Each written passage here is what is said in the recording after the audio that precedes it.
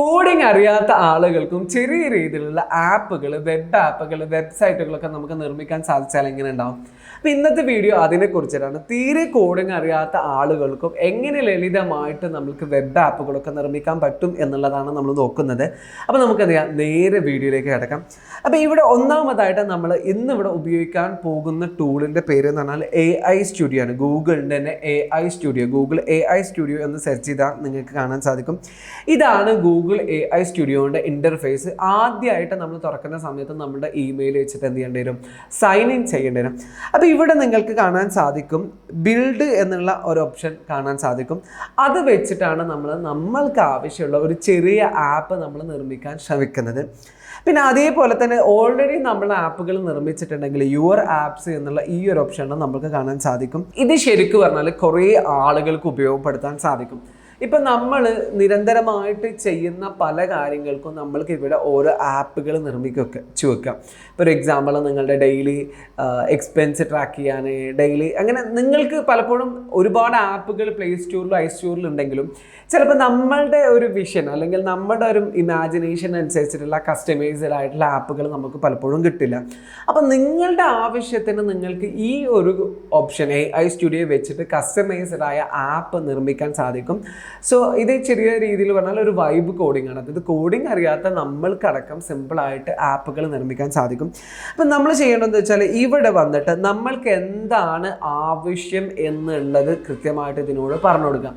എന്താണ് നീ ചെയ്യേണ്ട റോള്, എന്തിനാണ് നമ്മൾ ആപ്പ് ബിൽഡ് ചെയ്യേണ്ട കാര്യങ്ങൾ നമ്മൾ സിമ്പിളായിട്ട് ഇവിടെ കൊടുത്തിട്ട് നമ്മൾ എൻ്റർ അടിച്ചാൽ ഇത് ലളിതമായിട്ട് നമുക്ക് വേണ്ട പ്രോംപ്റ്റ്, നമ്മൾക്ക് വേണ്ട ആപ്പ് ബിൽഡ് ചെയ്ത് തരും.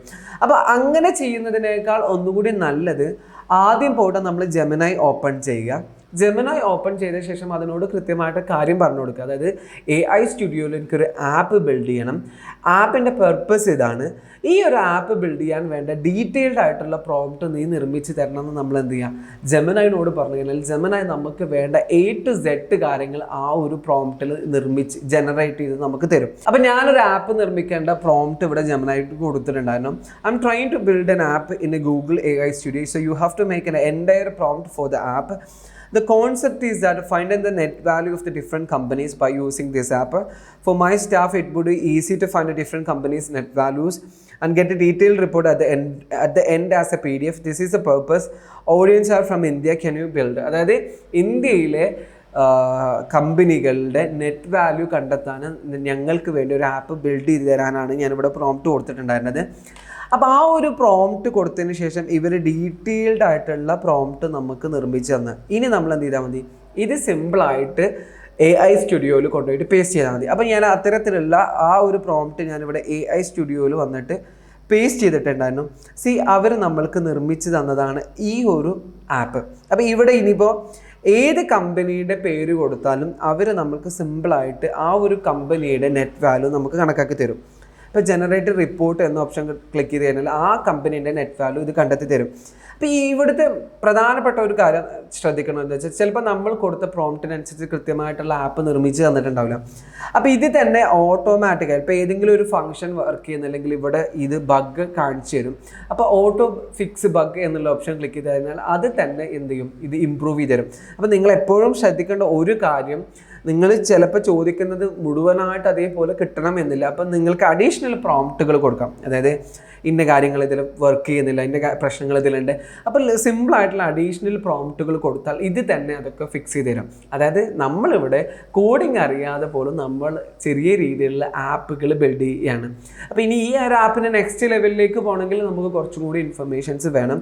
ഇത് ശരിക്കും നമ്മുടെ ആവശ്യത്തിനും നമ്മുടെ സുഹൃത്തുക്കളുടെ ആവശ്യങ്ങൾക്കും വേണ്ടിയിട്ട് നമുക്ക് ഇത്തരത്തിലുള്ള ഈസി ആയിട്ട് ആപ്പ് നിർമ്മിക്കാൻ സാധിക്കും. ഇനി നമുക്കിത് നമ്മുടെ ഫ്രണ്ട്സിന് ഷെയർ ചെയ്യണമെന്നുണ്ടെങ്കിൽ ഷെയർ ചെയ്യാന്നുള്ള ഈ ഒരു ഓപ്ഷൻ ക്ലിക്ക് ചെയ്യാം.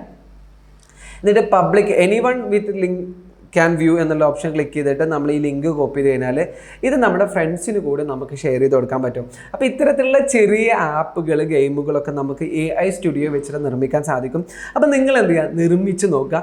ഈ വീഡിയോ ഹെൽപ്ഫുൾ ആയിട്ടുണ്ടെങ്കിൽ എന്തായാലും അത് താഴെ കമൻറ്റിൽ പറയാൻ മറക്കരുത്. ഇതേപോലെ AI റിലേറ്റഡ് ആയിട്ടുള്ള ഒരുപാട് കാര്യങ്ങൾ നമ്മുടെ ചാനലിലൂടെ സംവദിക്കുന്നുണ്ട്.